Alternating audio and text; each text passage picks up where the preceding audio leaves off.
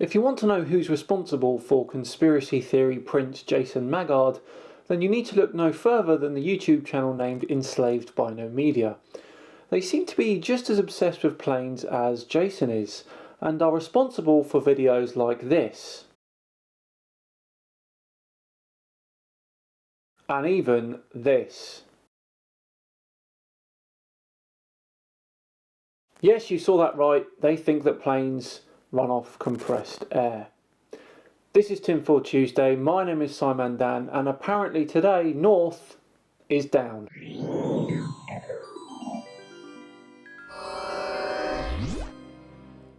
Hello and welcome along, pleased you can join me. You might be interested to know that Spinosaurus is back. My wife found him the other day, so kudos to her. So, Enslaved by No Media released a video in September that caught my eye. I was, as you can imagine, desperate to get started. So let's delve into the world of the conspiracy theorist yet again. Enslaved by No Media, the floor is yours.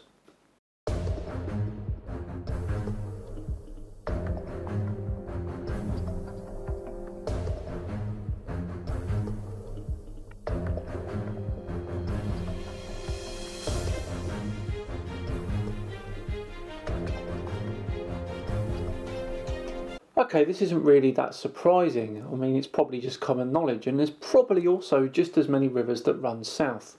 But let's continue.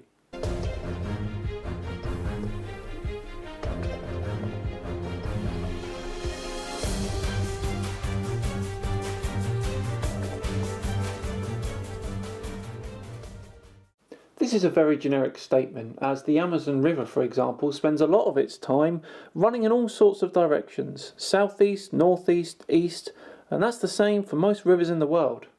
They meander.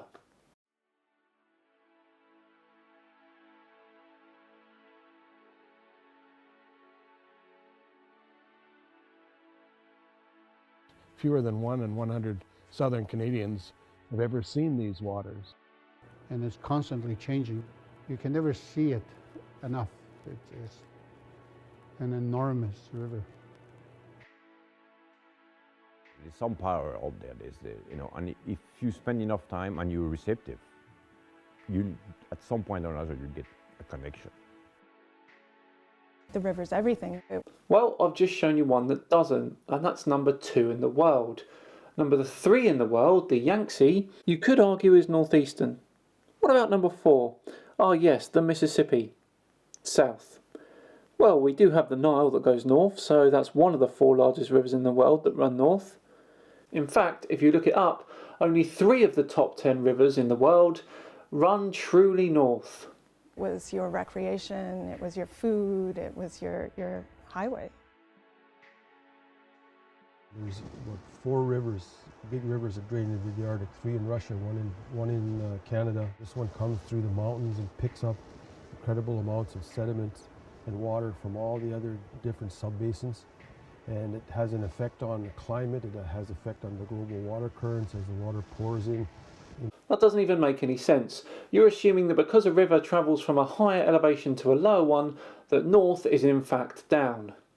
That's about as logical as saying there's a little person inside my Google Home because it speaks to me. Hey Google, tell me a joke. Here we go. How do you get over a fear of elevators? Just take some steps to avoid them. Gets me every time. To the Arctic. It's Canada's cold Amazon, and the reason why I have said that is because certainly it's an enormous river, but more importantly it's the effect of that large flow of water northward. Water is what sustains us, every human being on this planet. My name is Paul Andrew. Most people call this river Mackenzie, but in Dene, it's most commonly called Cho. You've probably never seen this powerful river, but you might know about big rivers like it. Maybe you know we tend to damage them before we protect them.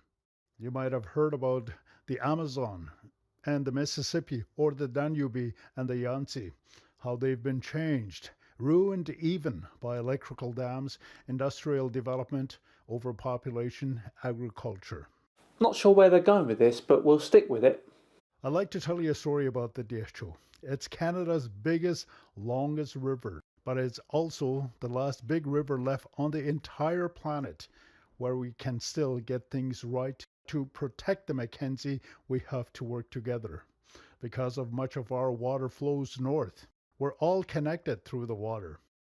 Okay, I get it now. Because this documentary style guy is saying that the river flows north, then Enslaved by No Media are now saying because of that north is actually down.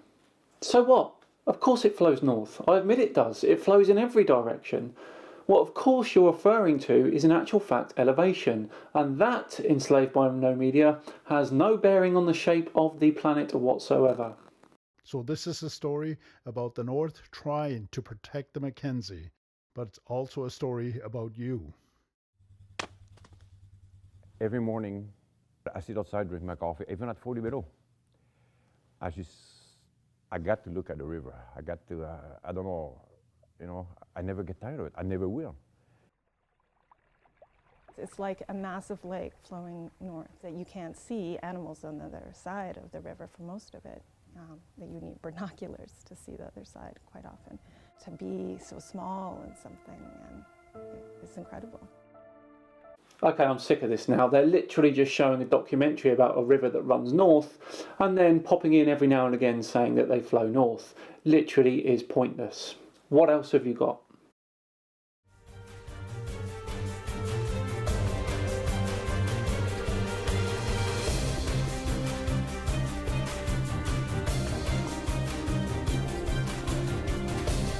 Yes, we've covered this. Let's carry on.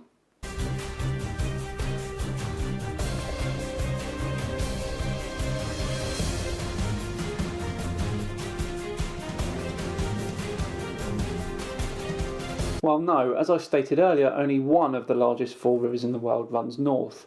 But that's irrelevant. It wouldn't matter if all 4 of them ran north. I think they're just expecting that all the rivers in the world run to Antarctica or something.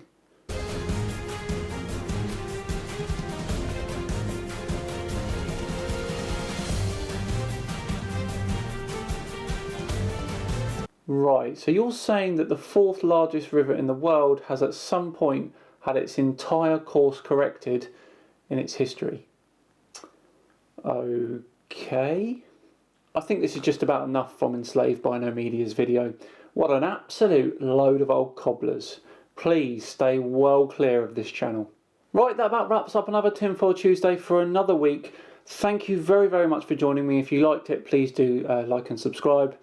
My name is Simon Dan. Please do have a great week, and I'll see you all on Friday where we ask red pill or blue. See you then.